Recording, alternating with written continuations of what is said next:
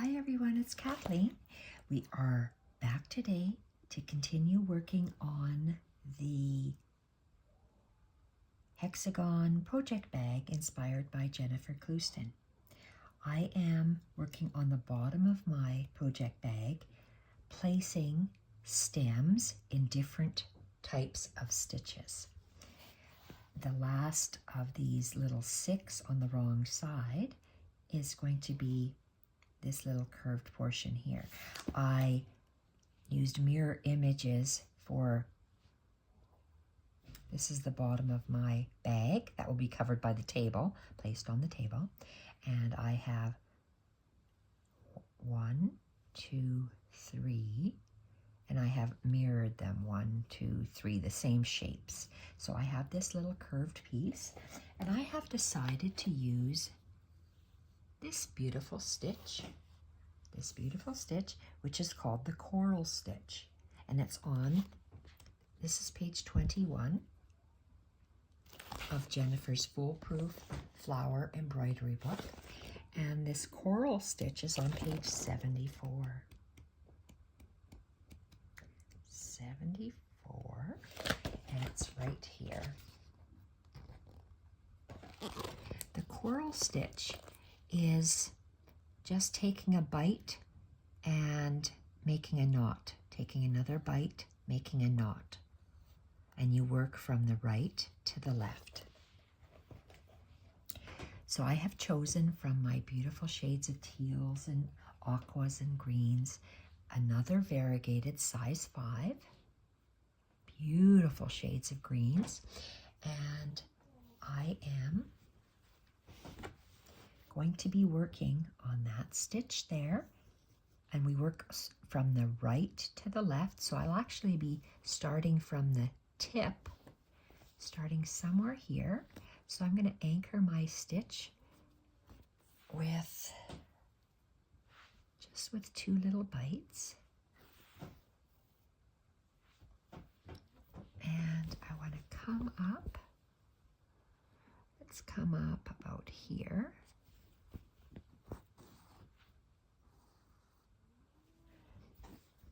Okay, so I want my thread to lie about like that.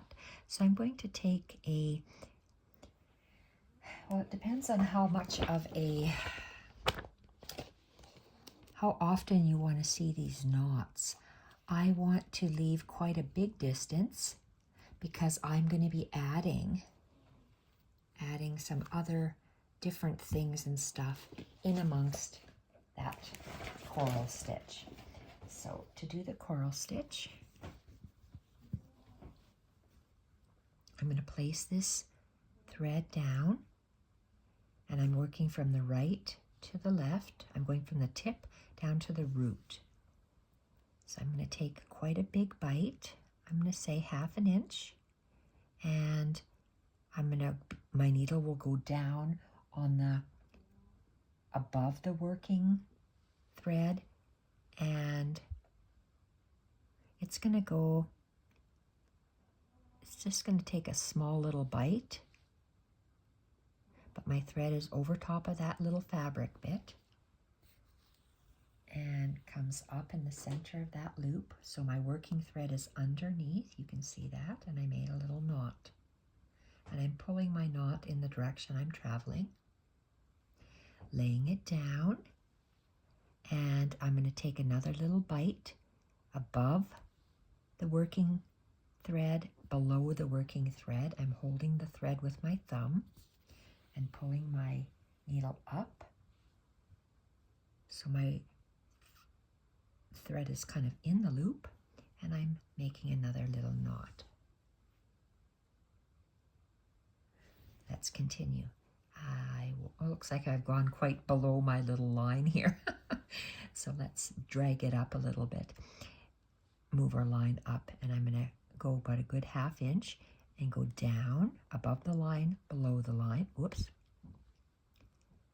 1/2 inch, and my needle is above the line, below the line.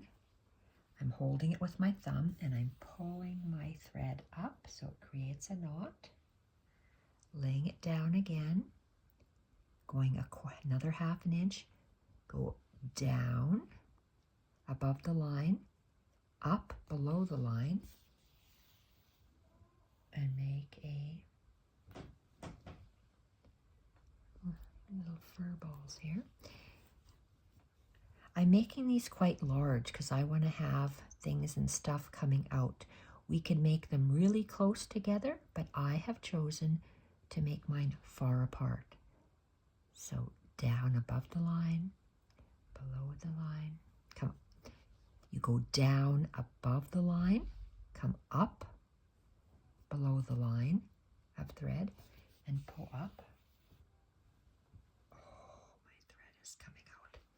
And you have a knot. So I'm going to move my line this way, my thread, down and up and pull. Place your thread where you want it, down, up, and you're knotting that. You're like almost knotting or couching it in place. And down and up. And pull. And the last one, I'm just going to place just next to it, next to those three.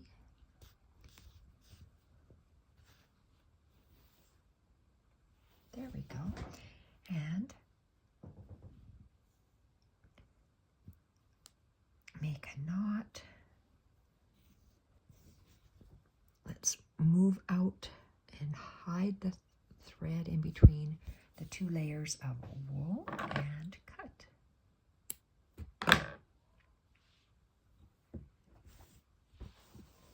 There, I have the base of my stems for the bottom portion, and they're all different.